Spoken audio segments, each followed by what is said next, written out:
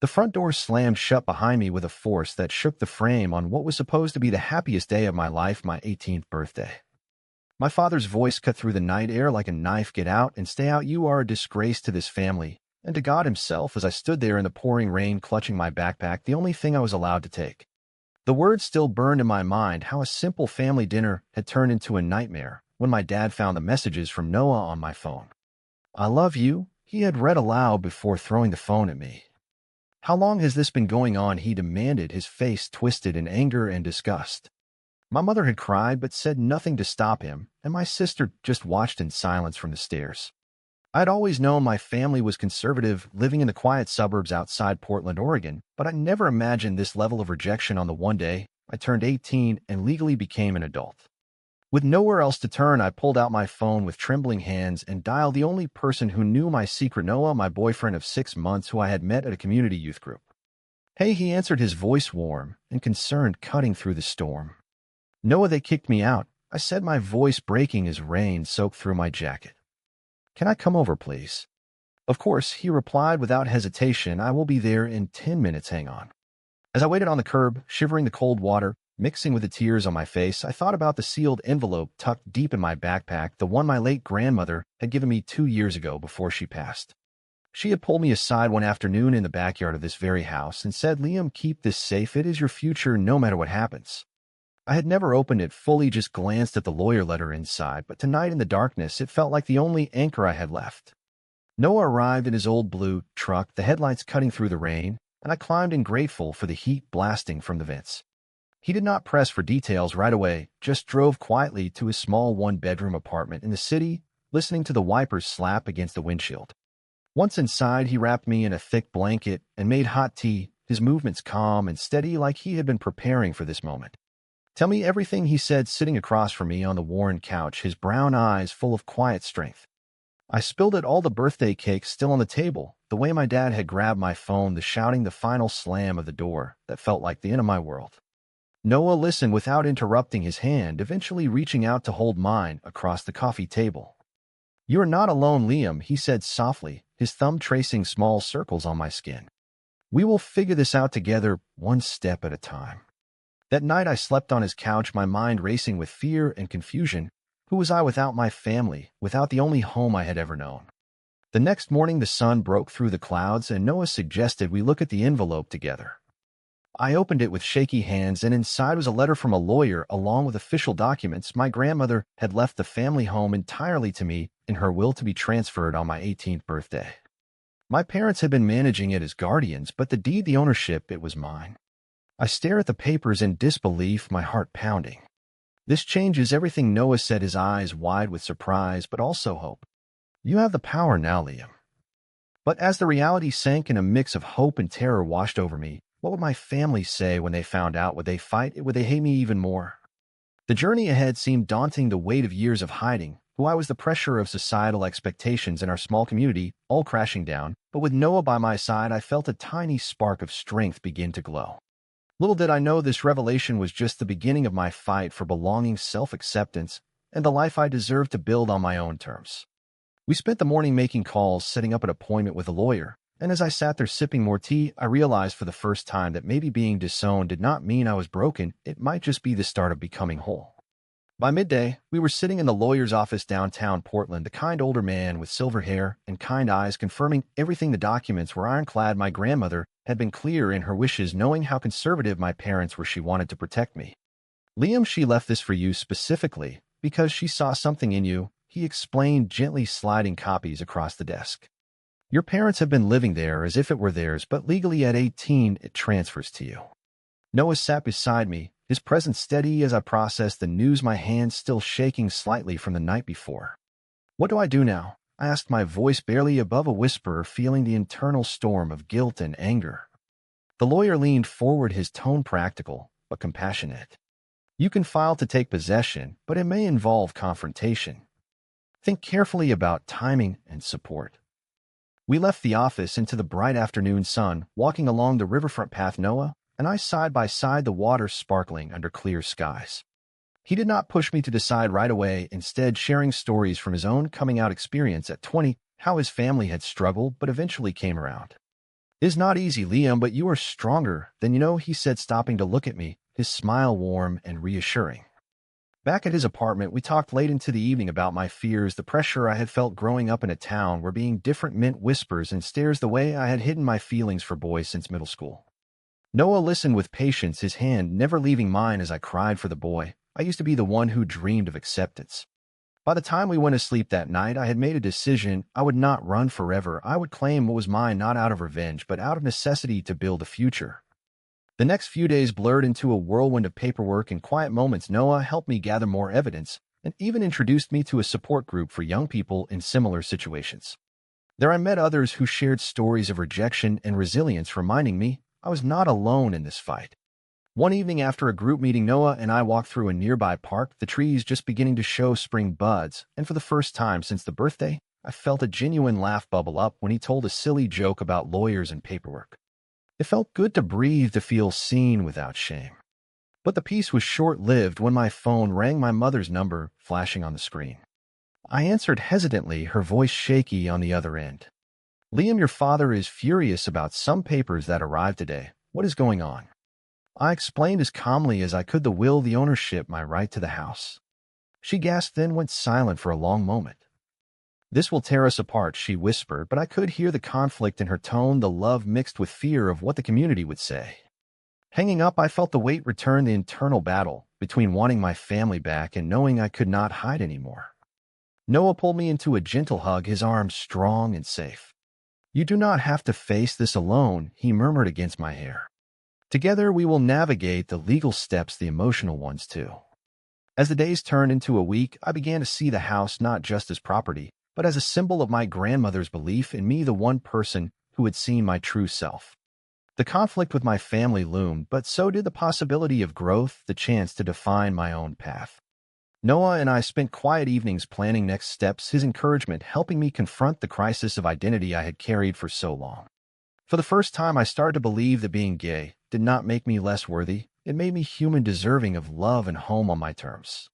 The legal papers arrived at my parents' house the following Monday, triggering the first major confrontation since the birthday. My father called me in a rage, demanding I come over to explain myself, but I refused, insisting we meet at a neutral place, the local coffee shop where eyes could not pry too deeply. Noah offered to come with me, but I needed to do this part alone to prove to myself I could stand tall. When I walked in, my father was already there, his face set in stone, my mother beside him looking exhausted, and my sister fidgeting with her phone. We sat in a back booth, the tension thick enough to cut. "You think you can just take our home?" my father started, his voice low but sharp. "That house is ours. We raised you there." I slid the copies of the will across the table, my voice steadier than I felt. "Grandma left it to me legally. It is mine now." My mother reached for the papers, her eyes scanning them, tears forming. "She always said she wanted you to have security," she murmured, "but your father never believed it." The argument escalated quickly, accusations of betrayal, manipulation, the way I had hidden who I was for years. My father called it a phase of sin. I needed to repent, but I held my ground, explaining how the years of silence had eaten at me, how loving Noah had shown me what real acceptance felt like.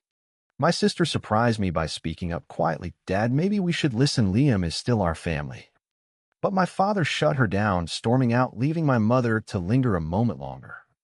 "I am sorry, Liam," she said softly before following him. The meeting left me drained, but determined, the misunderstanding only fueling my resolve to fight fairly. Back with Noah, I recounted every word, and he helped me as I processed the hurt, the feeling of being seen as less. "You faced them. That is huge," he said, his words a bomb. Over the next days, we prepared for the formal claim, filing the necessary notices, while I reflected on my journey, the internal storms of doubt, the pressure from society in our suburban world where neighbors whispered about the perfect family image. Noah shared his own struggles growing up, the bullying, the fear, but also the friends who became chosen family. Our bond deepened in those conversations, not just romantic, but a partnership of equals helping each other grow. One afternoon, we took a drive to the coast, the ocean air clearing my head as we walked the beach, the sun warm on our skin. It was a small escape, but it reminded me there was life beyond the conflict, joy in simple moments. Yet the external pressures mounted. A neighbor called to gossip about the family drama, and I felt the weight of community judgment, the way being open about my identity invited stares and assumptions. Through it all, Noah remained my anchor, encouraging me to journal my feelings to see the patterns of fear turning into strength. The legal process moved slowly, but each step forward built my confidence, the crisis of identity shifting from shame to pride. I began to understand that my choices, my decision to claim the house, were not selfish but necessary for my emotional survival, the consequences teaching me resilience in ways I never expected. Moving forward with the claim meant facing the reality of possibly evicting my own family, but I approached it with compassion, drafting a letter offering time to find new housing while asserting my rights. The response was mixed. My mother called, crying about the embarrassment in their social circle. My father refused to speak directly. In the midst of this, Noah and I grew closer, our relationship evolving from secret support to open partnership. We spent evenings at his apartment talking about dreams, my plan to start community college in the fall, his work at the youth center helping others like us. One weekend we drove to a nearby park, the spring blooms in full color, and shared a picnic under the trees, laughing about silly things, the first real lighthearted moment in weeks. It felt romantic in the best way, two people choosing each other despite the chaos. But doubts crept in during quiet nights. I wondered if Noah saw me as a project, someone to fix, rather than love, the internal voice of insecurity loud after years of hiding. He sensed it one evening, pulling me aside. "Liam, this is not pity," he said firmly, his eyes locking with mine. "I love who you are, the brave person fighting for himself." His words landed deep, helping me confront the self-doubt head-on. Meanwhile, the legal battle intensified. My parents hired a lawyer claiming undue influence, but the evidence was clear, my grandmother's intent undisputed. During a mediation session, the air was thick with unresolved pain, my father avoiding eye contact, my mother pleading for family unity. I listened to their side, the fear of losing the only home they knew, the worry about what relatives would think, but I also shared my truth, the years of feeling invisible, the birthday rejection as the final straw. The mediator suggested compromise, and I offered a fair timeline for them to relocate with some financial help from the equity. It was a sacrifice, giving up immediate possession, but it felt right, a step toward healing, even if partial. Back home with Noah, I reflected on the growth, the way this ordeal was shaping me into someone who valued authenticity over approval.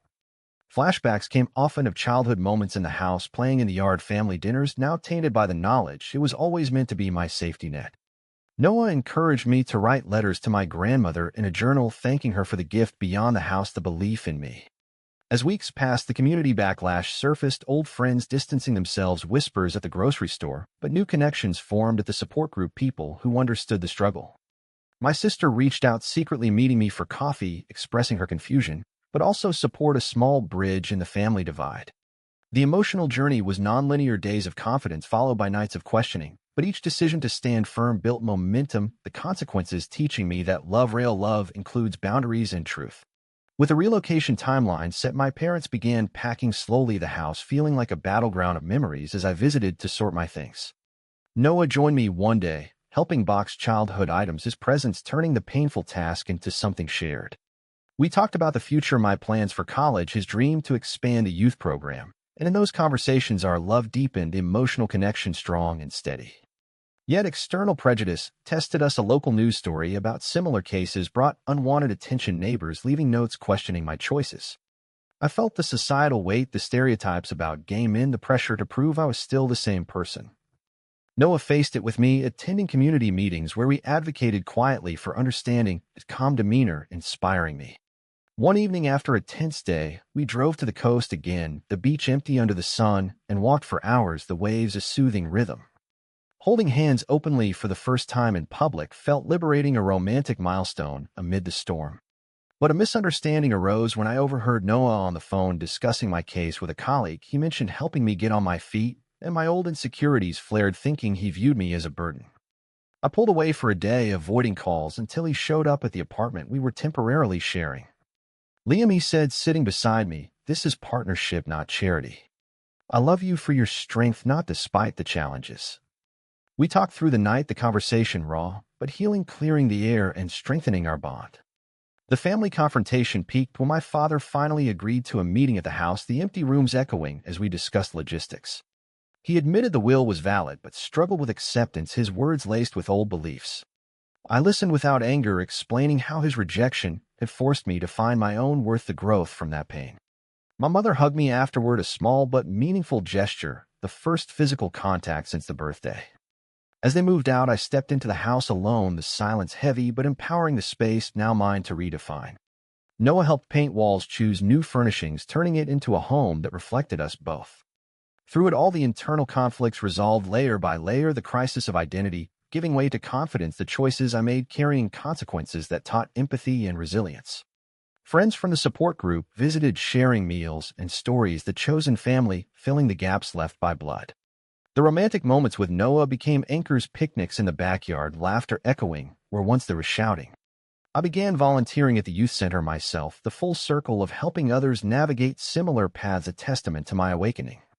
The legal loose ends wrapped up with the house officially in my name, but the emotional loose ends lingered, my father's silence a constant ache despite the progress with my mother and sister. Noah and I settled into a rhythm, living between the house and his apartment, planning a future that felt real, college applications, part-time jobs, shared dreams. Yet the societal pressures did not fade completely. A family relative spread rumors at a gathering, leading to awkward calls and the sting of betrayal from someone I once trusted. It triggered a low point for me, the doubt returning full force, questioning if fighting for the house had been worth the family fractures.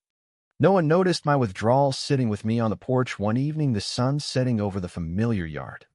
"Talk to me," he urged, and I poured out the fears, the sacrifice of relationships for self-respect. He shared his own past low moments, reminding me that growth often comes with loss but also gain. We decided to host a small gathering at the house, inviting support group friends and my sister, the evening filled with laughter and stories, a step toward new traditions. During the night, my sister pulled me aside, confessing she had hidden her own questions about identity, the misunderstanding between us clearing as we bonded over shared secrets. It was a turning point, the family divide not fully healed but bridged by honesty. Meanwhile, Noah faced his own challenge at work, a colleague making comments about his involvement with me, forcing him to choose between comfort and advocacy.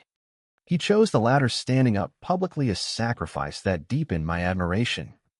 Our relationship faced a test when I suggested slowing down to focus on my studies, fearing I was holding him back, but he refused the conversation, leading to a heartfelt affirmation of our commitment. The high point came during a weekend trip to the mountains, the fresh air and hikes allowing space for reflection, the romantic connection flourishing in quiet moments by the campfire, sharing vulnerabilities. Back home, the community slowly shifted, some neighbors offering cautious support after seeing my volunteer work, the prejudice giving way to curiosity. Yet another confrontation arose when my father showed up unannounced, demanding to see the house. His anger softened slightly by the changes I had made. We talked for hours, the conversation tense but honest, him acknowledging the pain he caused me, admitting his fears rooted in his own upbringing. It was not full reconciliation, but a crack in the wall, the emotional consequence of my choices beginning to ripple positively.